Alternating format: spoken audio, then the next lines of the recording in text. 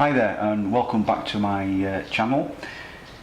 Today we have another review of another shotgun. But before I start, I just want to apologise for the jumper before I get any comments. It was actually a gift from my dad. It used to be his favourite jumper. He's not dead, it's just not his favourite jumper anymore.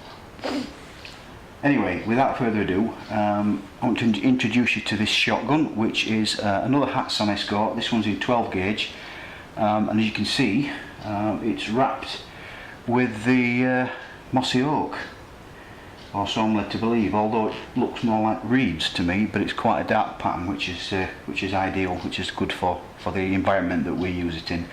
This one is my brother's, and he's asked me to do a review on it, so here we go. So as always, safety first. The gun is empty, safe and it's clear. So let's have a closer look then. What can we say about this gun? Well, it's pretty much the same as the 20 gauge one I've got. Same recoil pad, lovely shape again. I love this shape. The pattern, it actually looks a lot lighter on camera than it actually is, but it is really quite a dark pattern. It's just due to the lighting coming in from one side, I think, that's causing it to look a little bit brighter than it actually is. But yeah, it's obviously dipped. It feels really smooth. I mean, I've never had a gun that's dipped before, and I've never touched a gun that's dipped before. I expect it to be a little bit rough or a little bit textured, but actually it's not. It's really quite smooth. So there's the stock. Everything is in the same place as you'd expect it to be.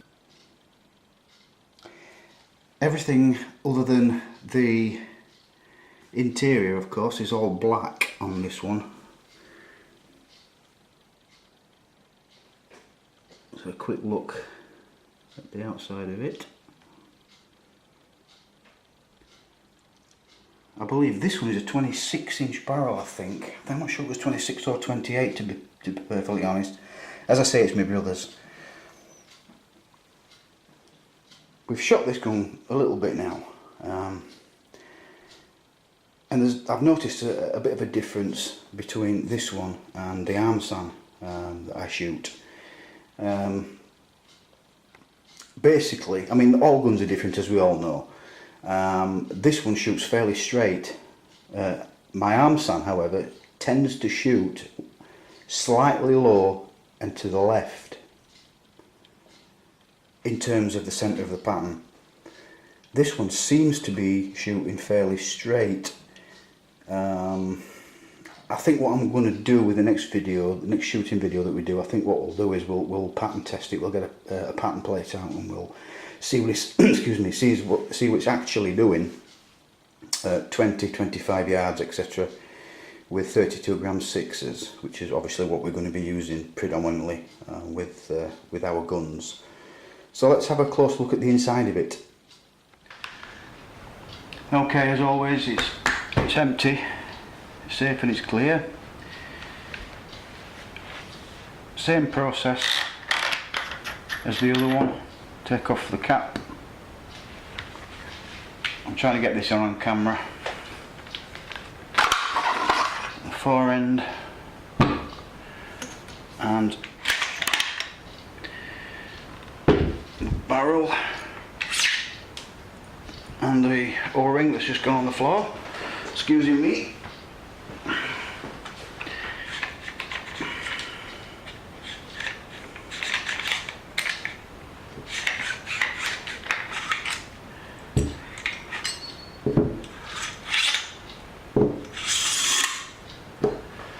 There we have it. Let's have a close look at the bits.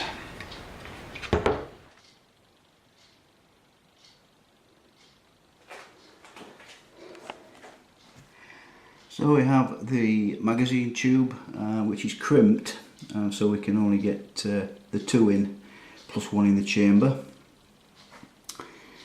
The one thing I noticed about this, again, it's the first time I've ever had my hands on a gun that's been dipped.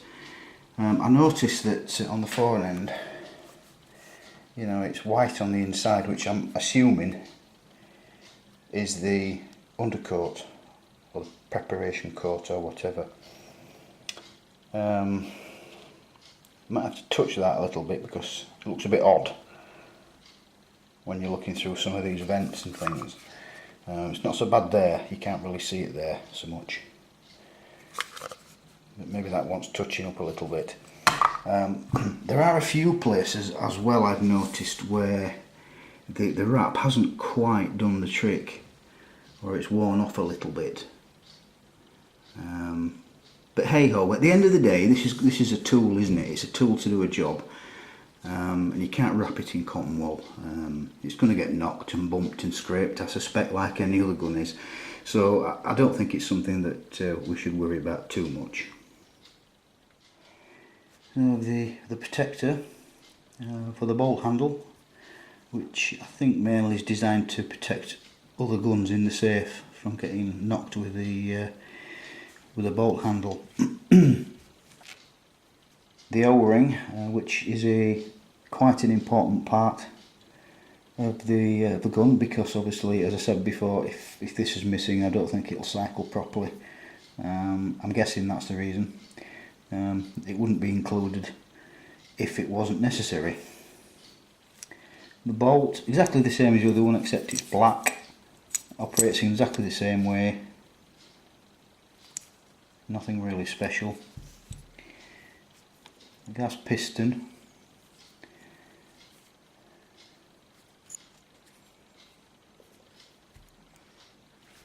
I'm not sure what they call this bit.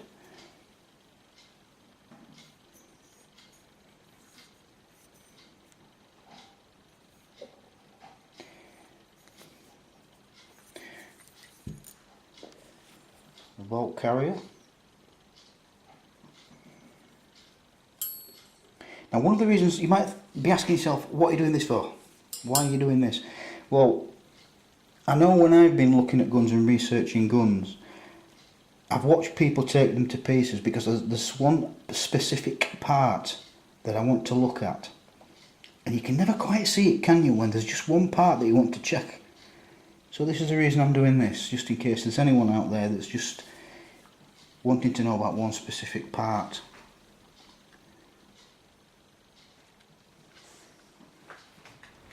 So what can I say about the 12 gauge Hatsan Escort Magnum? I really like them, I really do. There are a lot of people out there that will poo-poo them, who will say they are cheap, mass-produced rubbish. I have to say I disagree with that. Personally, I've never had any issues whatsoever other than with a problem created by myself, and that was using the wrong shells in it. So there you have it, guys, the Hatsan Escort Magnum in 12 gauge. It's a budget price shotgun. I think my brother paid £390 for it brand new, and that's not a lot of money for such a what I think is a really good gun. As I said, I've never had any issues with mine, and so far this one's not thrown up any issues either. But I guess only time will tell. Some people are a great believer that you get what you pay for. Well, perhaps, I don't know if that's true or not. But at the end of the day, I can only go on the experience that I've had and that we've had. And so far this has been just the ticket. So what else can I say about it? If you are vertically challenged, let's say, or you are perhaps looking for a first shotgun for either yourself or a youngster, I would say that this is an ideal value for money first purchase. One of the things I did notice about the Hatsans in general is that, having done the rounds of the gun shops in the earlier days when we were looking for guns in the first instance, one thing I did notice was that there was quite a lot for sale with youth stocks, whereas you don't really find youth stocks commonly on other guns. I mean, they do make them, of course, but as I say, doing the rounds of the gun shops, I did find quite a lot of Hatsans with youth stocks. So there's another reason to take a look at this gun. Well, thank you very much for watching. I hope it's been useful. If anyone has any comments or suggestions on what they'd like to see in the next video or in future videos, please leave a comment and don't forget to subscribe. Thank you very much. See you next time.